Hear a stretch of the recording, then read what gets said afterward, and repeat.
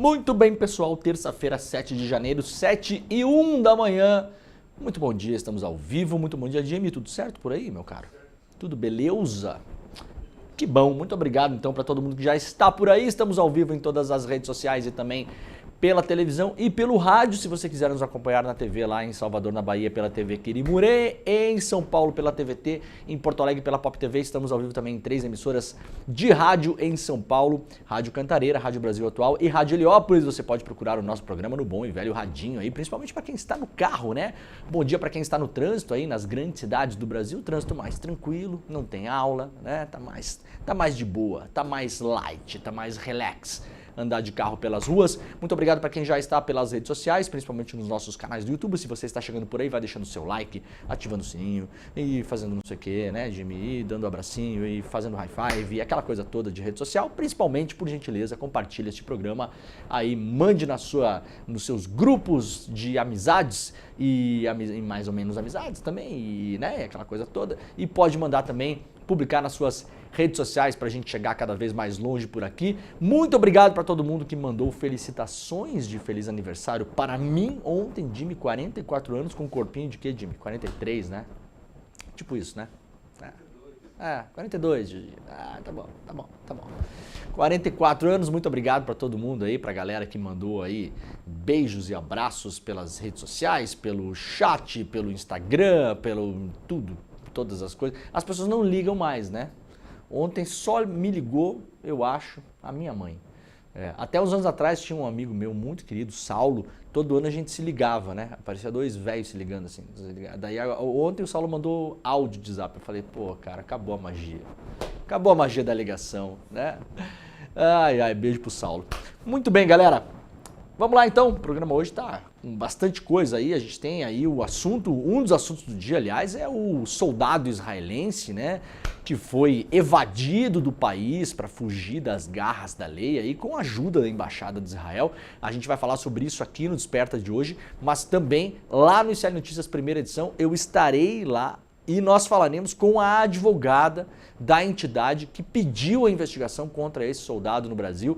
Aí agora vários soldados que estão passando férias em outros lugares aí, depois de participar do genocídio lá em Gaza, foram alertados aí pelo regime do senhor Netanyahu a vazar, dar o fora de vários países, não é só no Brasil não, de vários países, porque vocês podem ser presos aí, pode dar ruim o negócio, né? A gente vai entrar nesse assunto daqui a pouquinho também e vai mostrar também que eu, você, né, a sua família, os seus amigos, a gente como somos pessoas assim muito cordiais, né? Nós estamos pagando o salário dos vagabundos que mataram o Rubens Paiva.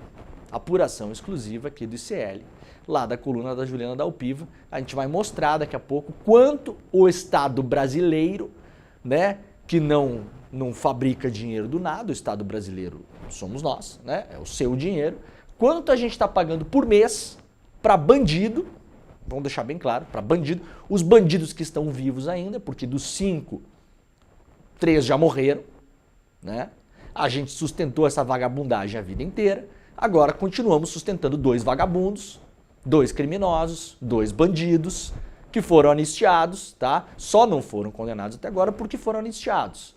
Mas os crimes cometidos estão comprovados. Em relação ao Rubens Paiva, a gente continua pagando o salário dessas pessoas. Para os familiares dos que já morreram, também continuamos pagando pensão, né? Beleza esse país. Beleza. Enquanto isso, o grande problema é BPC, é Bolsa Família, é o Vale Gás, né? Agora, o Bolsa Torturador não é um problema. Pelo contrário, tem gente que usa camiseta com o rosto desses criminosos assassinos para ir brincar de político em Brasília, né? E uma parte da sociedade aplaude. O pessoal de bem, o pessoal pela família, aplaude torturador que levava a criança para ver mãe ser torturada durante a ditadura militar. Tem gente que acha isso ótimo, não vê problema nenhum, né?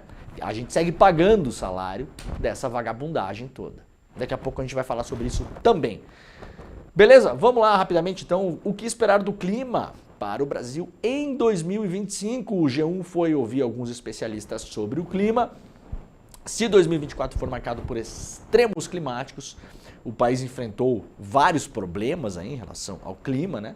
Fumaça, por causa dos incêndios, seca extrema, chuva intensa, alagamentos, né? A gente fez a cobertura aqui das enchentes do Rio Grande do Sul, que aliás em maio completa um ano, agora, nesse próximo ano.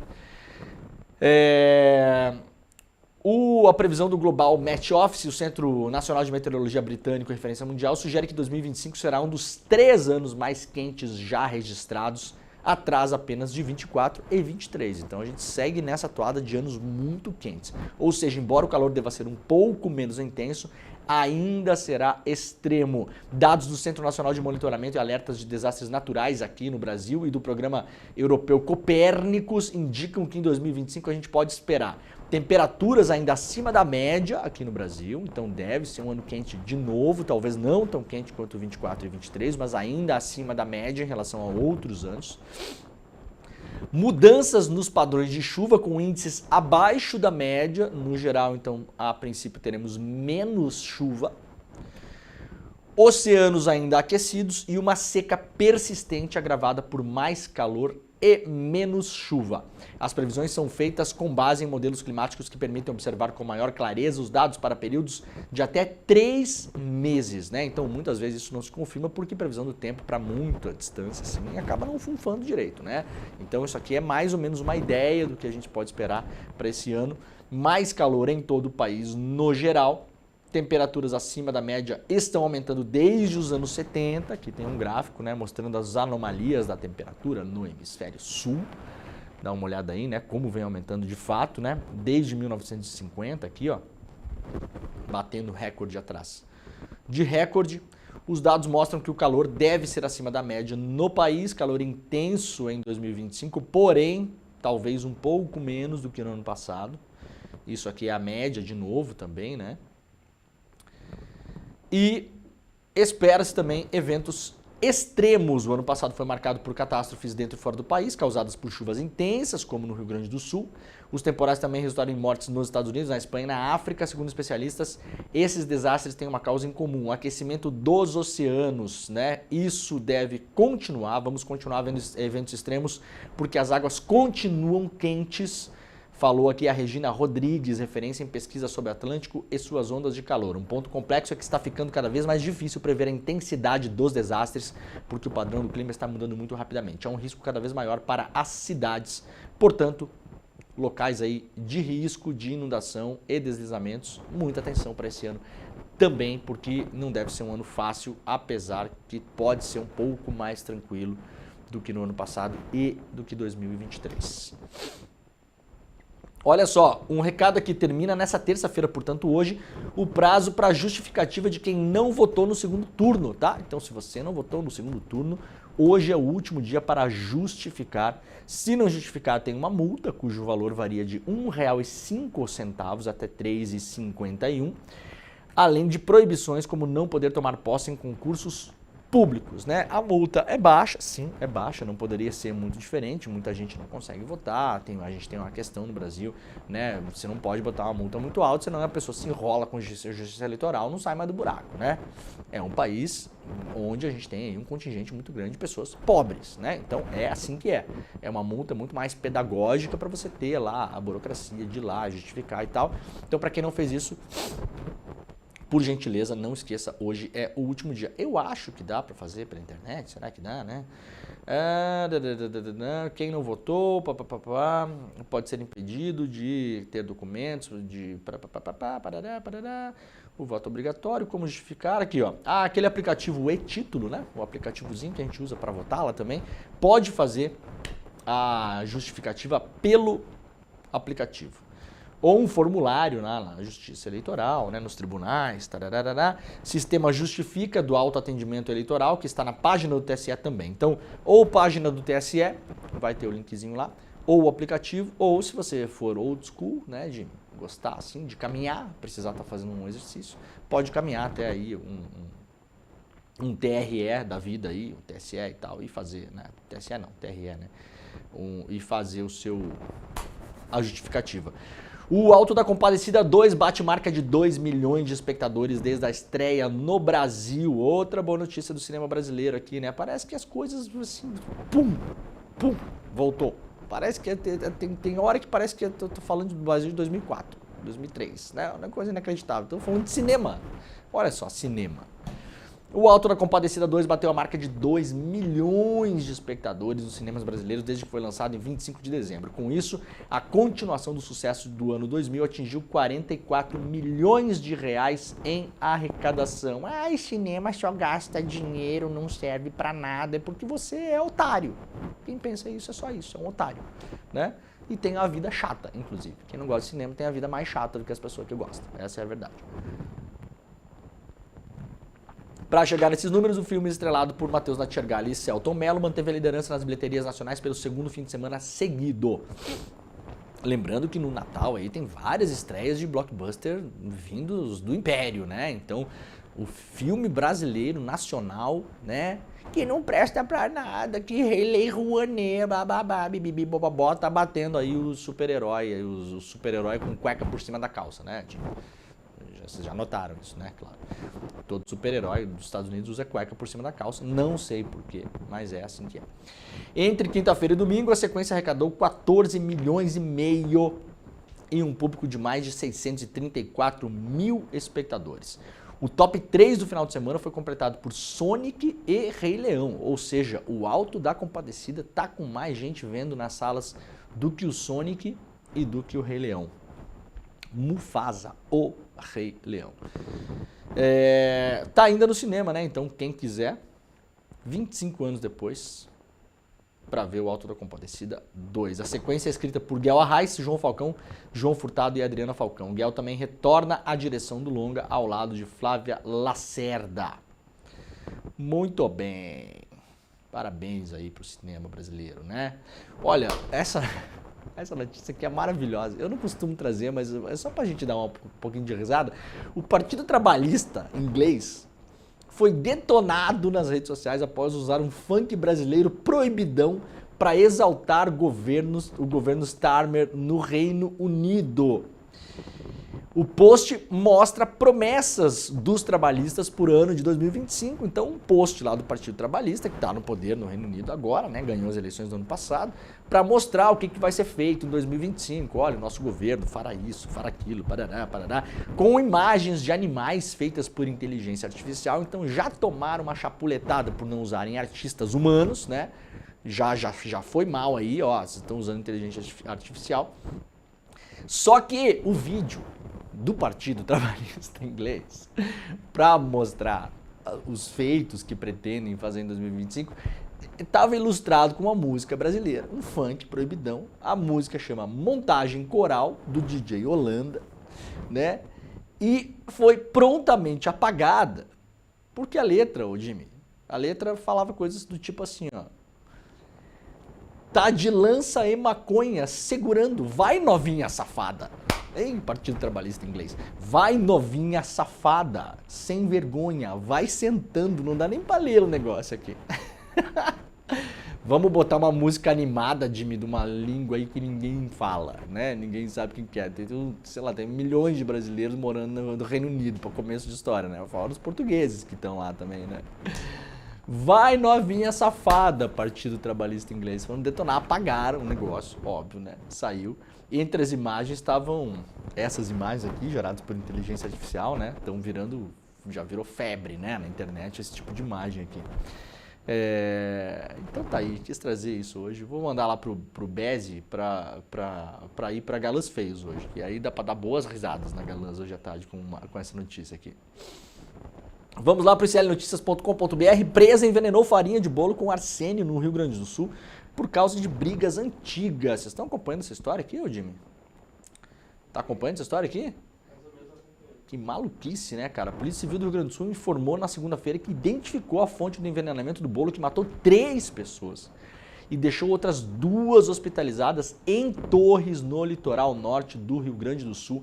Em entrevista coletiva na delegacia de Capão da Canoa, a polícia disse que indícios apontam para uma tentativa de homicídio doloso, que é homicídio com intenção de matar, motivada por uma briga familiar. De acordo com a investigação, a fonte da contaminação foi uma farinha encontrada com resquícios de arsênio em um mandado de busca no município de Arroio do Sal. Dentre as 89 amostras de produtos analisados, a farinha apresentou média de concentração da substância venenosa bastante alta, né? Uma quantidade 2.700 vezes maior do que aquela encontrada no bolo. A polícia prendeu temporariamente uma mulher suspeita do envenenamento e das mortes. Deise Moura dos Anjos é nora da mulher que fez o bolo, Zeli dos Anjos, de 61 anos, que segue internado com quadro estável. Que doideira, né, isso aqui, cara. Bolo envenenado por divergências pequenas, segundo a polícia. São divergências que ocorreram há 20 anos aproximadamente, divergências muito pequenas, disse o delegado Marcos Vinícius Veloso, da Delegacia de Polícia de Torres, que conduz as investigações. É absolutamente desproporcional o motivo para ter cometido um crime dessa natureza. Bom, o caso segue sendo investigado lá e possivelmente daqui a pouco teremos denúncia, né? Secretário adjunto de Segurança de Osasco é morto a tiros dentro da prefeitura. Notícia que saiu agora, foi ontem, final do dia, né? Agora pela manhã tem atualizações em todos os sites aí. O secretário adjunto de Segurança de Osasco, Adilson Custódio Moreira, foi morto a tiros na segunda-feira, depois de ser baleado por um agente da Guarda Civil Metropolitana na sede da Prefeitura Municipal. O secretário havia marcado uma reunião com os guardas civis para discutir uma nova estrutura da corporação. A reunião ocorria na Sala Oval, o principal espaço de encontros da Prefeitura. Na ocasião, Adilson e um dos agentes se desentenderam. O homem então sacou a arma e disparou. Segundo as primeiras informações, ao término da reunião, Adilson teria dito que quem quisesse conversar em particular poderia ficar. O guarda então ficou na sala. Depois, disparos foram ouvidos dentro da sala. Em seguida, o suposto autor já é identificado como autor, já foi preso, inclusive, né? Dos tiros, se trancou, impediu o acesso à sala e cerca de 2 horas depois acabou se entregando para a polícia, já está preso e sob custódia já, né? O guarda municipal foi preso dentro da própria prefeitura de Osasco. Bebidas adoçadas causam 1 em cada 10 novos casos de diabetes tipo 2 no mundo. Pesquisa também mostra que 1 em cada 30 novos casos de doenças cardiovasculares estão ligados a esses alimentos. Aqui é as tais das bebidas que iam ficar de fora, né? Da supertaxação aqui no Brasil, chamado imposto do pecado, né? Bebidas adoçadas tipo Coca-Cola, Fanta, sei lá o que mais, refrigerantes variados e água saborizada e suco que na verdade não é suco, né? Esses negócios que você compra no supermercado que é sabor uva, na real, né? Aí é néctar. Sabe quando você vai no supermercado comprar néctar, Jimmy? Néctar não é suco de uva, né? Você vai ver lá, na verdade tem, sei lá, X 2% de uva e o resto é açúcar e água, basicamente. E antioxidante, conservante, biriri, baroró. Então, realmente são tipos de alimentos que fazem muito mal. Os nossos parlamentares, sofrendo pressão da indústria, iam deixar de fora, aqui no Brasil, porque vai ter uma taxação maior em relação a esse tipo de produto, a cigarro, a álcool, né, uma série de outras coisas, mas no fim acabou entrando na negociação e serão sim mais taxados no Brasil, porque de fato isso aqui depois vai estourar no SUS, né? Então o lucro vai para a Coca-Cola e quem tem que arcar com as pessoas doentes por causa do consumo desses produtos somos nós. Assim que funciona o negócio, né?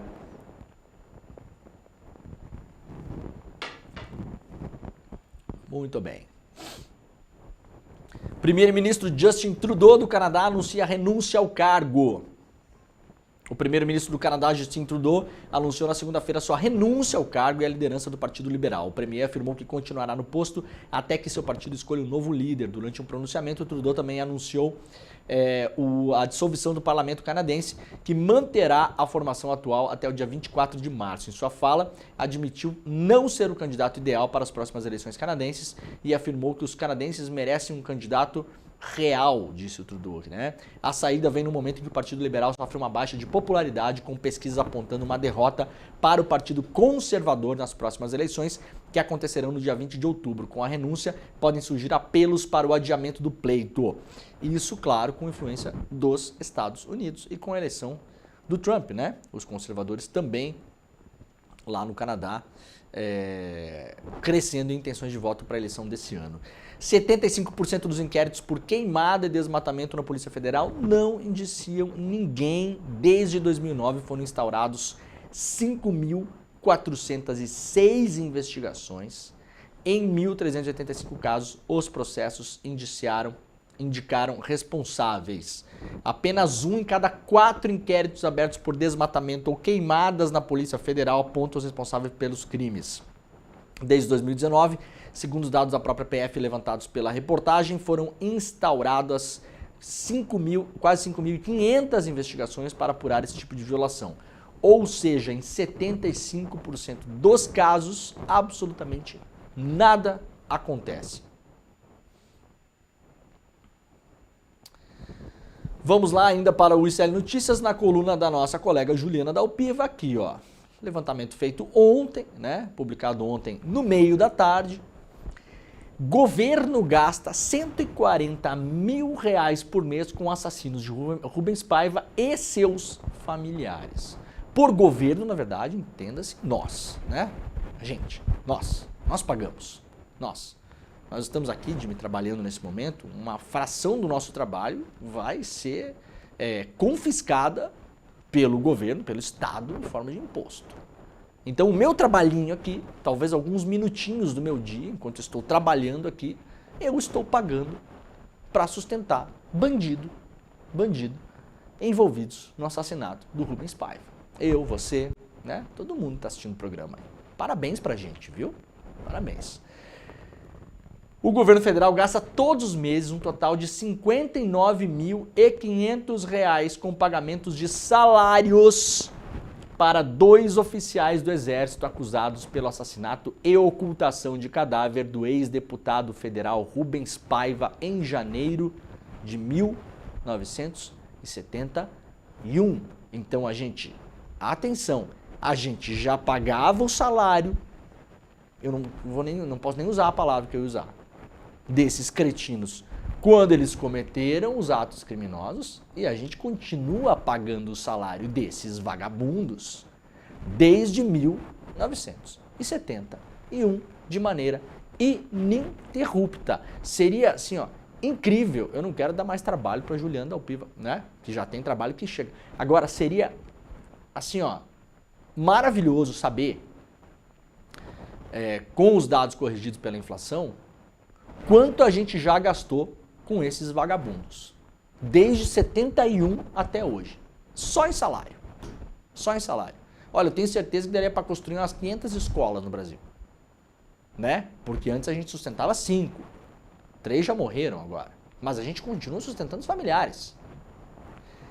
A União também paga um total de R$80.700 por mês em pensões para 8 familiares de outros 3 réus apontados pelo homicídio de Paiva que morreram nos últimos anos. Morreram sem pena nenhuma, né? Morreram sem nenhuma responsabilização pelo crime. Os 2 valores somados chegam a R$140 mil por mês. Os militares foram denunciados pelo Ministério Público Federal em 2014, mas até o momento não houve julgamento e, no meio do caminho, 3 deles morreram gordinhos, bem alimentados, com o dinheirinho que recebiam todo mês, graças ao trabalho da sociedade brasileira, né? Então a anistia permitiu a essa gente, inclusive, manter salário, ser recompensada por matar gente, ser recompensada por ocultação de cadáver. Isso foi a nossa anistia lá atrás. Os acusados são José Antônio Nogueira Belham, Rubens Paim Sampaio, Jurandir Oxendorf Souza, Josi Oxendorf Souza e Raimundo Ronaldo Campos. Os oficiais foram denunciados por homicídio doloso qualificado, ocultação de cadáver, fraude processual e quadrilha armada, conforme documento de maio de 2014. Os 2 militares acusados pelo crime e que estão vivos são o major reformado Jaci Oxendorf Souza e o general reformado José Antônio Nogueira Belham. O major recebe R$24.500 por mês e o general recebe R$35.900. por mês. Só de gratificação natalina, no ano passado, receberam R$17 mil do Papai Noel, do saco do Papai Noel. Os tenentes-coronel Rubens Paim Sampaio, Jurandir Oxendorf Souza e ainda o general reformado Raimundo Ronaldo Campos faleceram depois do início do processo e deixaram 8 familiares como pensionistas. O pagamento, no caso desse grupo, é previsto em lei desde 1960, apesar de ser bastante polêmico e alvo de críticas. A Justiça Federal do Rio de Janeiro aceitou a denúncia na época e abriu processo contra eles. O Tribunal Regional Federal da 2ª Região confirmou a instauração da ação penal em setembro de 2014. Foi a primeira vez que foi instaurado no Judiciário Brasileiro uma ação penal contra militares por um homicídio ocorrido na ditadura militar. No entanto, um recurso dos militares feito ao STF pausou o caso logo depois e ainda aguarda julgamento 10 anos depois. Ontem, aliás, eu falei aqui que tem uma decisão do Flávio Dino que tomara que tenha uma repercussão geral agora e comece a andar para outros casos, porque esses aqui não são os únicos. Lembrando que nenhum desses vagabundos, criminosos, cretinos e bandidos da ditadura militar passou um dia na cadeia, 0 dias de cadeia para toda essa gente. Eu vou repetir, era a gente que sequestrava pessoas dentro das suas casas, como mostra muito bem o filme, baseado no livro do Marcelo Rubens Paiva, sumia com essas pessoas, prendia essas pessoas de modo clandestino em locais, muitas vezes também clandestinos, né? Casas disfarçadas né? Parecia uma casa, mas era um centro de tortura. Tem algumas que ficaram célebres, uma delas no Rio de Janeiro, chamada Casa da Vovó. Vamos levar a pessoa para a casa da vovó. A casa da vovó era um centro de tortura clandestino. Não era uma delegacia, não era um lugar que o familiar sabia onde a pessoa estava. Não, a pessoa sumia. Era submetida à tortura. Muitos desses vagabundos e criminosos, inclusive, torturavam crianças. Há histórias documentadas de crianças que foram torturadas, assassinadas e os seus corpos desapareceram. Muitas dessas crianças presenciaram a tortura dos próprios pais. Esse tipo de gente que você usa camiseta aí, é isso? Ah, eram comunistas, aí tinha criança comunista, de 5 anos tinha criança comunista lá.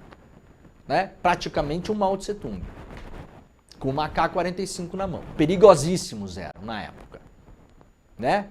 E mesmo que fossem comunistas. E mesmo que fossem o que fossem. Que alguém que consegue encontrar justificativa para isso e achar bonito alguém usar camisetinha de torturador, olha, procure um médico, no mínimo. Né? No mínimo. Isso, aliás, deveria ser crime nesse país, como é na Alemanha. Você não pode fazer alusão ao regime nazista, usar nada, nenhum tipo de adereço em relação ao regime nazista, como é na Itália, com algumas coisas, mais leniente a Itália. Você não pode recriar o Partido Fascista, por exemplo, segundo a Constituição de 1948. No Brasil, não. No Brasil tem gente que vai votar lá para o impeachment da Dilma homenageando o torturador, e tem gente que aplaude, acha ótimo, acha lindo, vota na pessoa, consegue defender. Aliás, tem gente ontem, tem gente... Atenção, galera, vocês não estão concatenando as ideias. Deixa eu avisar uma coisa para vocês aqui. Não cabe a quem votou no Bolsonaro aplaudir a Fernanda Torres, tá bom? A não ser que tenha feito um reexame de consciência, tenha entendido o que aconteceu, né? Mudou a conduta, se arrependeu e está olhando para o futuro agora arrependido do passado. Do contrário, tu tá meio perdido no rolê, meu irmão. Aplaudindo a Fernanda Torres e votando na extrema-direita. Aplaudindo a Fernanda Torres e votando no Bolsonaro. Muitas vezes, 2 vezes, aliás, 4 vezes, né? Primeiro e segundo turno em 2018, primeiro e segundo turno em 2022. Não. Só um pouquinho. Assim, uma coisa ou outra. Acho que vocês não estão entendendo exatamente do que o filme fala. Vocês não estão entendendo. O filme fala de uma galera, esses caras aqui, esses vagabundos que a gente sustenta, tá?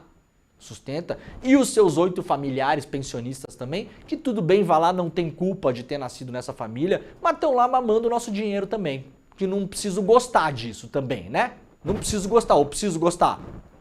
Aí, Leandro, mas eles não têm culpa, a lei é assim. Pois é, eu não preciso gostar da lei. Não preciso gostar de ter que sustentar essa galera, tá? Eu, por mim, ia trabalhar. Como todo mundo tem que trabalhar. Todo mundo não, mas muita gente não trabalha, né? Tá? Então, assim, ou você aplaude a Fernanda Torres, ou você acha legal qualquer coisa menos o PT. Porque as duas coisas não dá, né? Precisamos fazer alguma coisa aqui, Jimmy? Ah, caiu isso pra mim? Beleza. Quer colocar? Pode cair de novo, né? Porque hoje estamos muito exaltados com esse negócio. Tô mesmo, tá? Eu vi um monte de gente no Instagram ontem. Parabéns, Brasil, não sei o quê. Gente, sabe? Não bate as ideias, velho. Não tá batendo as ideias. Tudo bem, tem gente que entendeu. Beleza, tá, eu entendi. Mas não adianta chegar numa próxima eleição e aparecer o Mussolini Júnior na urna e falar tudo menos o PT. Parabéns, Fernanda Torres. Uma coisa ou outra, galera. As duas não dá. Não fecha as ideias. Ou entender o que está acontecendo, ou entender o filme, ou entender o momento histórico. Filme, aliás, já visto por 3 milhões de pessoas, que vai fazer um efeito pedagógico enorme no país. Enorme no país, visto por 3 milhões de pessoas, no cinema. Né? Fora as NetGato, as TV Box e não sei o que, e download, não sei o que a galera viu em casa já. E que vai ver ainda, muita galera nova que foi lá ver. Que tava entrando nessa onda aí de tudo menos o PT, ai, nem é tão ruim assim, ai, pra vocês tudo é nazismo, ai, pra vocês tudo é ditadura, nem era ditadura, era contra o comunismo, era a revolução, não era ditadura, o Brasil ia cair nas garras do Che Guevara, né? Muita gente nova tava indo nessa onda, por desconhecimento. O filme ajuda a recolocar muita coisa nos trilhos, pelo menos iluminar algumas cabecinhas. Espero que cabecinhas de gente adulta também. Assistiu o filme? Entendeu o filme? Então, essa galera no Brasil dos últimos anos aí, do tudo menos o PT, eu não gosto do Bolsonaro, mas no Lula eu não voto. O Bolsonaro é o cara que aplaude esses 5 vagabundos aqui que torturaram o Rubens Paiva, que sumiram com o corpo dele, que fizeram uma formação de quadrilha e que a gente continua sustentando. Então você ou acha legal isso aqui, ou acha legal o prêmio da Fernanda Torres. Assim, não dá pra achar legal as duas coisas. E gostar das duas coisas. Aí tá com um probleminha de cognição. Não tá ligando, né? Não ligou. O neurônio não deu a mão pro outro. Então, bate palminha no cérebro, faz o neurôniozinho dar a mão, um dá a mão pro outro. Aí entendeu o que tá acontecendo? Espero que não cometa a mesma cagada nas próximas eleições. Né? E para de defender bobagem em rede social. Porque não adianta entrar na onda, no hypezinho, pipipi, e amanhã já tá falando bobagem de novo. Né? E espero que almas sejam salvas pelo filme. Não tô falando o contrário não aqui. Não quero que essa galera fique atolada em extrema direita não, pelo contrário. Só espero que entendam o que tá acontecendo. Porque assim, tem gente que acha que não entendeu direito. Ainda. Tá em tempo de entender, né? Então tá, o Jimmy, é quase 2 milhões por ano pra essa galera aí. Tá bom pra você, Jimmy? Tá gostando de pagar o salário dos caras aí? O Jimmy tá gostando também? Tô gostando. Parabéns pra gente, né? Não são só esses, viu? Tem mais casos aí. Tem mais casos. De gente que participou desse esquemão aqui, que depois foi absorvido, inclusive, pelo poder público. Os militares, a sua imensa maioria, terminaram a sua carreira militar tranquilamente. Teve aquela safadezazinha que rola, né, no final da carreira, dá uma acelerada, sobe um grauzinho, 2 ali, para se aposentar com um salário melhor, né? Que vocês fazem isso, que a gente sabe. Vai lá, né? Ah, era coronel, vira não sei o quê, era fulano, vira general. Para se aposentar com uns 35 conto lá por mês, e a gente segue pagando, inclusive para 8 familiares pensionistas dos 3 que já morreram e nunca viram um dia de cadeia. Eu falei isso ontem aqui, muita gente se espanta. Eu mesmo não tinha clareza sobre isso. Quem me falou foi o Jair Krischke, que é talvez, ou com certeza, o maior caçador de torturadores da América Latina, um brasileiro, né, que ajudou a encontrar vários desses criminosos pelo mundo. Nenhum deles passou um dia na cadeia desde o fim da ditadura militar. Tá? Não passou uma hora na cadeia. Uma hora. Agora, tomara que a decisão do Flávio Dino tenha alguma repercussão geral, porque o entendimento do Dino é que crimes como ocultação de cadáver são crimes que continuam a acontecer. Então, eles não se encerraram. Lá, a anistia era para anistiar todo mundo que tinha cometido crime até aquele momento X histórico ali, né? Você não tem uma anistia para anistiar pessoas por crimes futuros. Então, a anistia foi para crimes que foram cometidos naquele período histórico. Mas, na interpretação do Flávio Dino, por exemplo, a ocultação de cadáver é um crime que continua acontecendo. No que está correto, aliás. Porque se os caras estão vivos, eles poderiam falar onde colocaram o corpo do Rubens Paiva e de outras pessoas que desapareceram.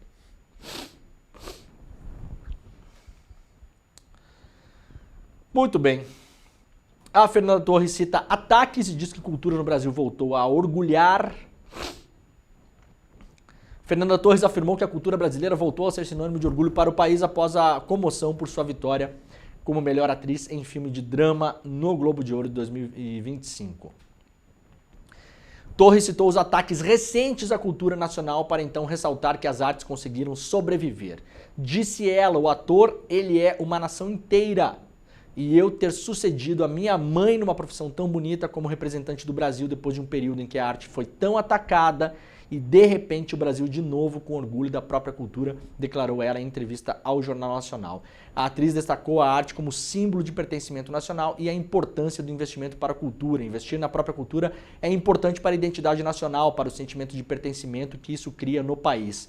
A gente fez esse filme para a família Paiva, que merecia essa reparação histórica. Então é muito bonito ver a família toda movendo montanhas. Muito bem. E para variar, né, o Bolsonaro criticou a Lei Rouanet depois do prêmio da Fernanda Torres. O problema é que o filme aparentemente não usou a Lei Rouanet. E se tivesse usado, muito que bem, porque é uma lei ótima. É uma lei ótima a Lei Rouanet. Deveria ter mais investimento na Lei Rouanet, não menos. Não menos.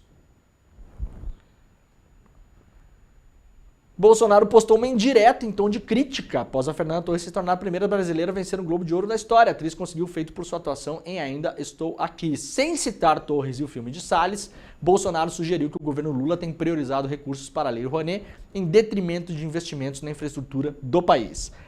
Em seu perfil lá no Twitter, o ex-presidente repostou um vídeo de dezembro do ano passado em que um homem reclama da indústria das balsas em Goiânia para então reclamar da Rouanet. O investimento em infraestrutura é rechaçado pela gestão Lula e, coincidentemente, jamais cobrado por outros governantes de outrora. Enquanto isso, a Rouanet, perguntou o presidente, né? Nos comentários, simpatizantes de Bolsonaro endossaram as críticas à lei e o incentivo para a cultura, enquanto outros usaram fotos de Torres ostentando seu Globo de Ouro em tom de provocação. No entanto, apesar da indireta de Bolsonaro, o filme Ainda Estou Aqui não captou recursos provenientes da Lei Rouanet. Simples assim. Não, ponto. Não faz sentido o que foi falado ali. O longa do Walter Salles não tinha autorização para obter verbas da Lei Rouanet por uma proibição da própria lei. Desde 2007, a Rouanet não autoriza financiamentos de longas de ficção. Ou seja, você não pode usar a Lei Rouanet para fazer cinema, chamados longa-metragens, de ficção, mesmo que baseado em uma história real, é considerado um filme de ficção, né? Porque ele é ficcionado, a história é ficcionada, você tem uso de atores, não é um documentário, por exemplo. A Rouanet não permite, desde 2007, governo do PT, aliás, que você faça esse tipo de investimento, né?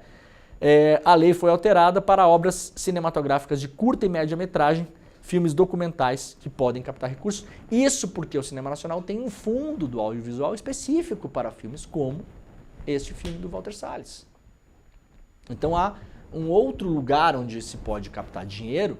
Esse fundo, aliás, é um fundo muito inteligente, criado por pessoas inteligentes que gostam da cultura do Brasil e que gostam da economia que gira em torno da cultura, porque cada filme desses emprega centenas de pessoas, né?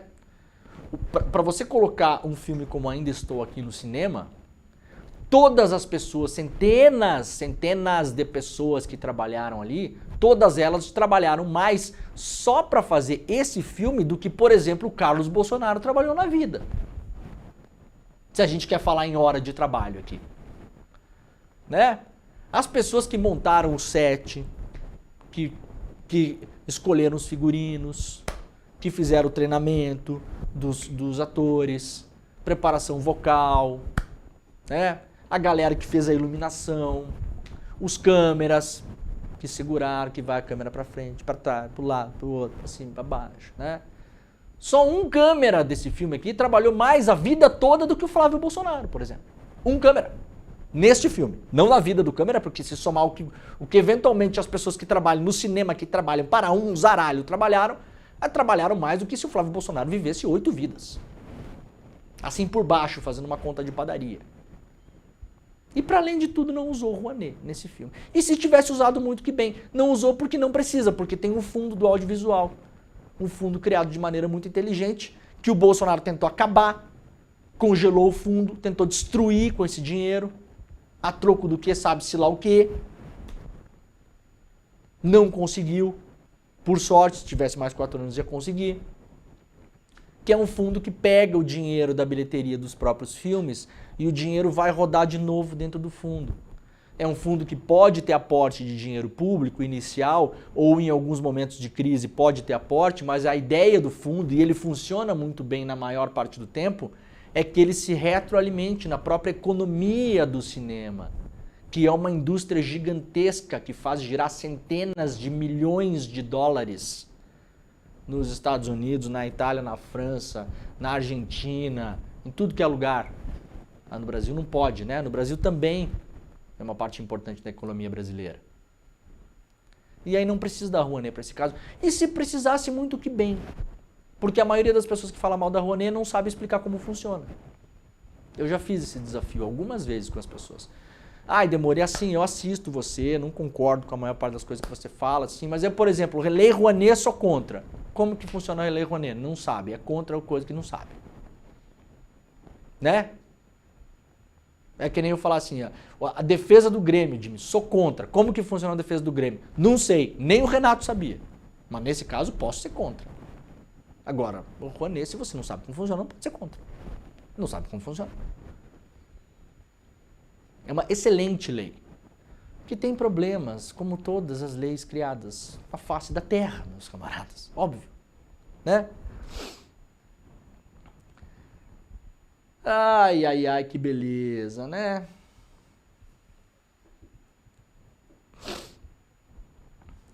Em 2 anos, o Supremo Tribunal Federal condenou 371 pessoas por incitação ou execução de atos golpistas do 8 de janeiro, aliás, amanhã.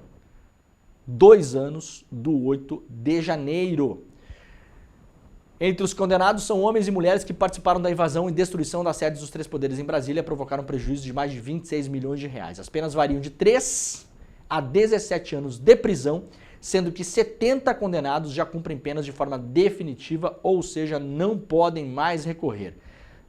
A maioria dos réus foram condenados no Supremo pelos crimes de abolição violenta do Estado Democrático e de Direito, dano qualificado, golpe de Estado, deterioração do patrimônio tombado e associação criminosa. O Supremo também absolveu 5 denunciados pela Procuradoria-Geral da República por falta de provas, entre eles moradores de rua que se envolveram nos ataques. Foram fechados ainda 527 acordos de não persecução penal que foram oferecidos para investigados que estavam acampados em frente ao quartel-general do Exército em Brasília.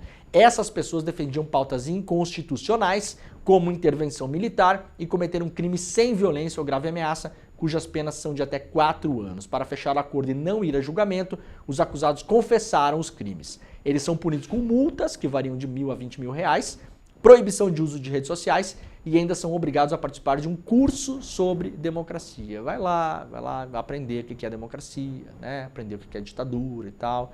Talvez entre alguma coisa na cabeça oca dessa galera e a coisa se encaminhe para um outro lugar.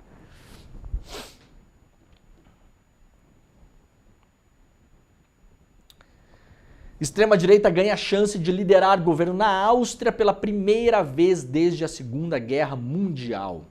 O presidente da Áustria, Alexander Van der Bellen, incumbiu nesta segunda-feira o líder do Partido da Liberdade, Herbert, sempre é a liberdade, né? Ai, a liberdade, a família, ai meu Deus do céu, Deus, pátria, família, liberdade, não aguento mais essa gente. Herbert Kickl, de tentar formar um novo governo que seria o primeiro liderado pela extrema-direita no país desde a Segunda Guerra Mundial.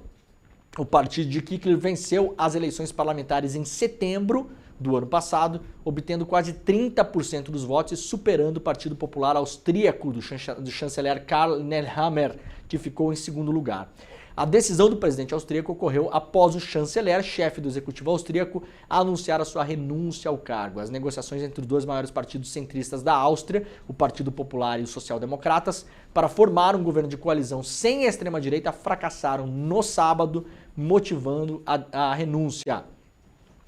Junto com o cargo de chanceler, também renunciou à liderança do Partido Popular. O novo líder do partido, Christian Stock, anunciou no domingo que a legenda está pronta para negociar com a extrema-direita para formar um novo governo. Ou seja, estavam tentando escantear a extrema-direita lá na Áustria, formar um governo com partidos do centro e da centro-esquerda, não deu certo e agora esse partido, maior partido da Áustria, falou tudo bem, vamos sentar, vamos negociar com essa gente para tentar formar um governo. Como testemunhamos nesse final de semana, o Partido Popular abandonou o seu não categórico a uma coalizão sob a liderança da extrema-direita. Eu encarreguei o líder da extrema-direita de iniciar as conversas para formar um novo governo. Não tomei essa decisão levianamente, continuarei garantindo que os princípios e as regras da nossa Constituição sejam devidamente observados e respeitados. Mas vai lá, dá a mão para fascista, né?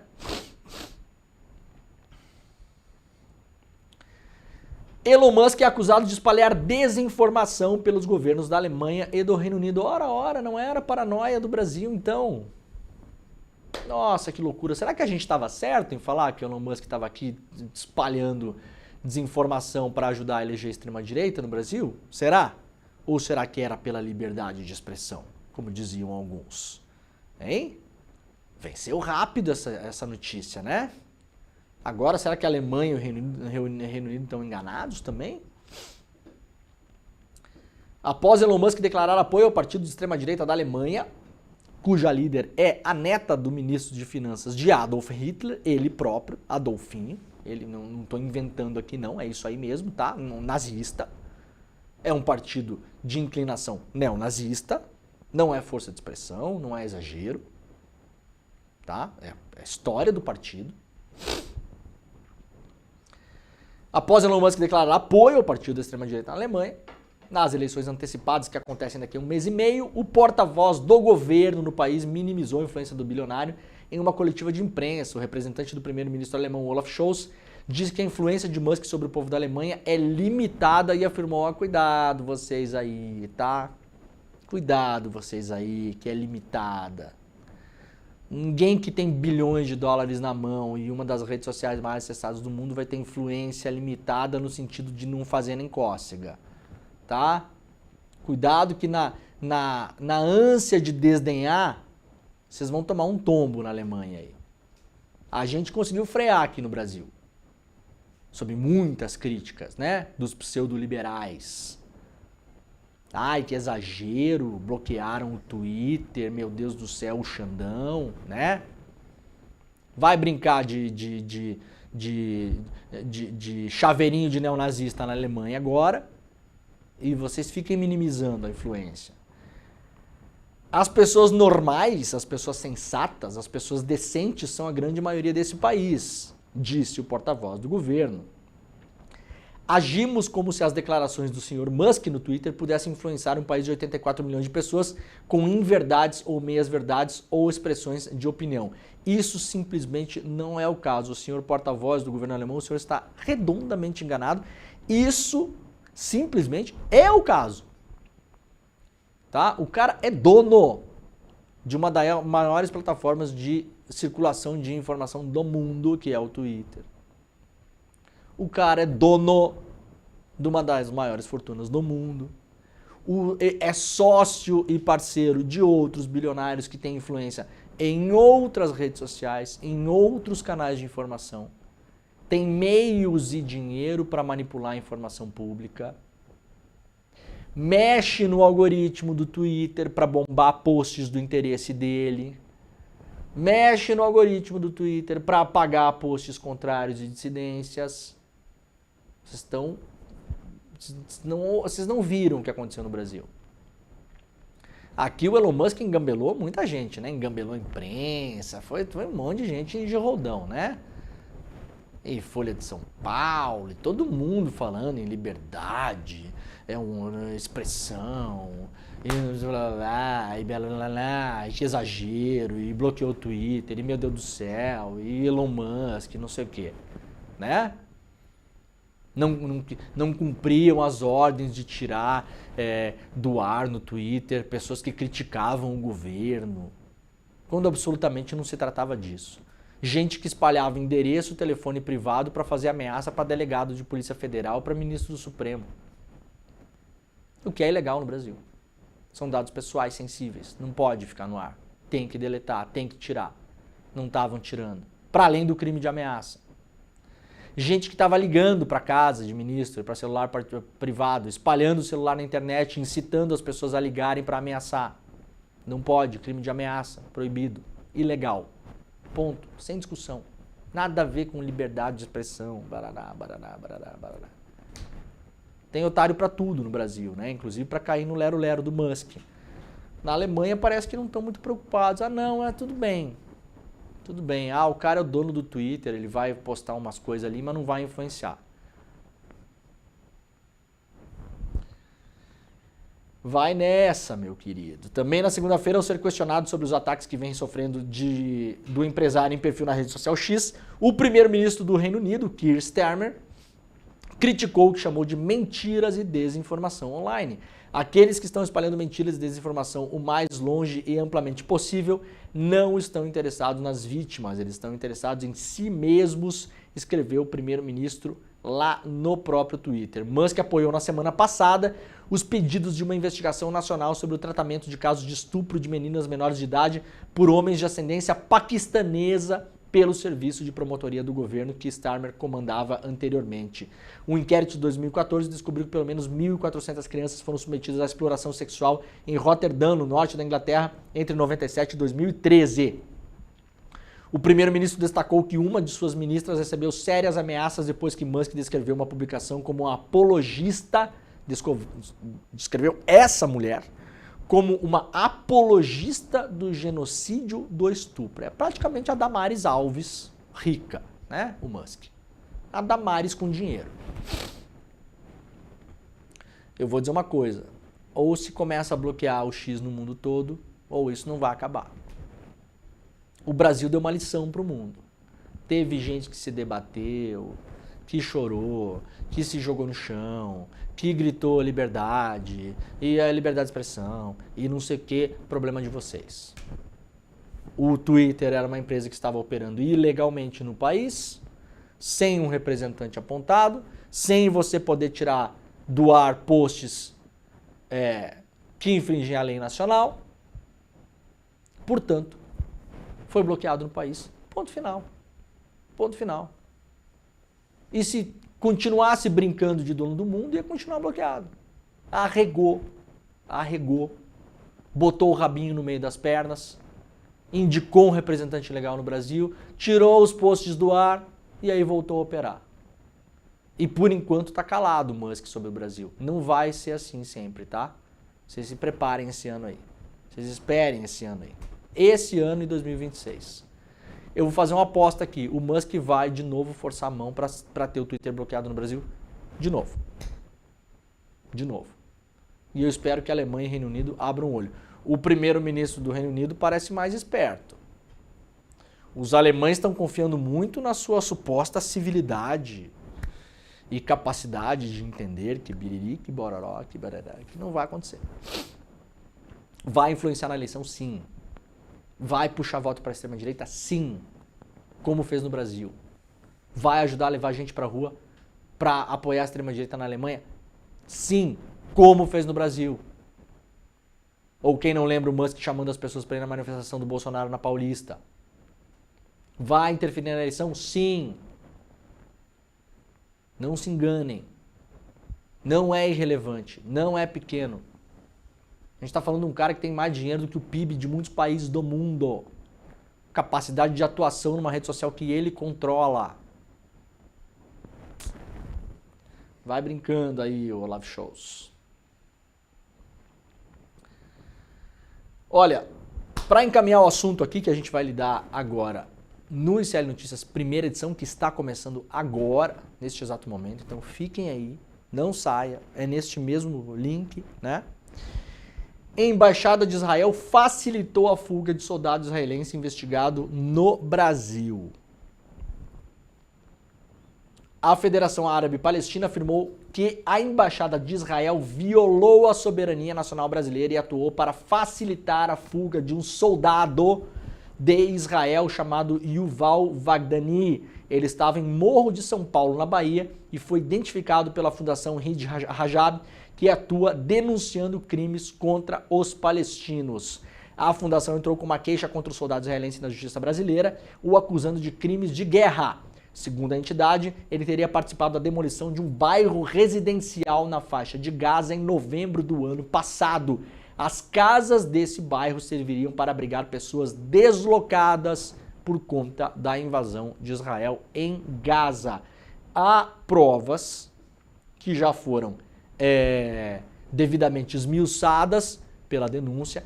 Nós estaremos, daqui a alguns minutos, com a advogada, a doutora, que fez a denúncia, a gente vai estar entrevistando ela no programa daqui a pouquinho. Esse aqui é o soldado, né? É um documento de mais de 500 páginas. Tá aqui o cidadão, tá aqui ele, fotografado em Gaza. Esse aqui é o bairro, o quarteirão inteiro, uma área de refugiados que estava em uma zona fora do conflito. Era um lugar para onde as pessoas estavam fugindo, tá? Esse bandido, junto com outros bandidos, foram lá e demoliram o quarteirão com explosivos. Era um corredor humanitário, considerado um corredor para as pessoas fugirem, tá?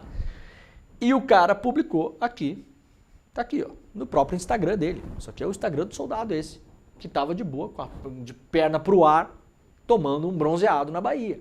Tá aqui, ó, o Instagram do cara, no local onde as casas foram demolidas.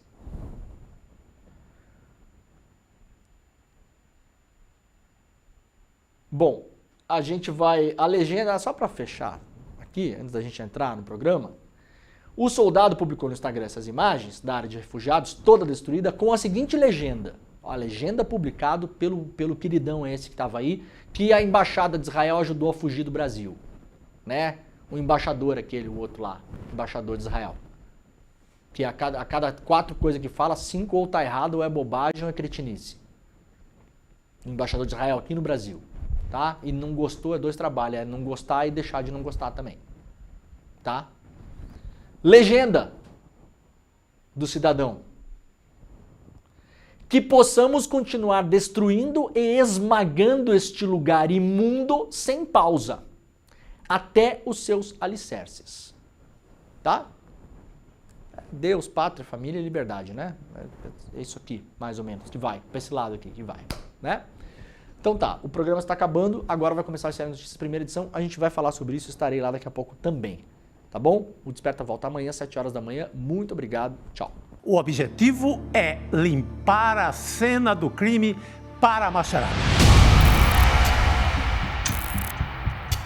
E o trabalho deles era assassinar reputações. Essa filosofia aí do bom freio da vida, esse energúmeno aí,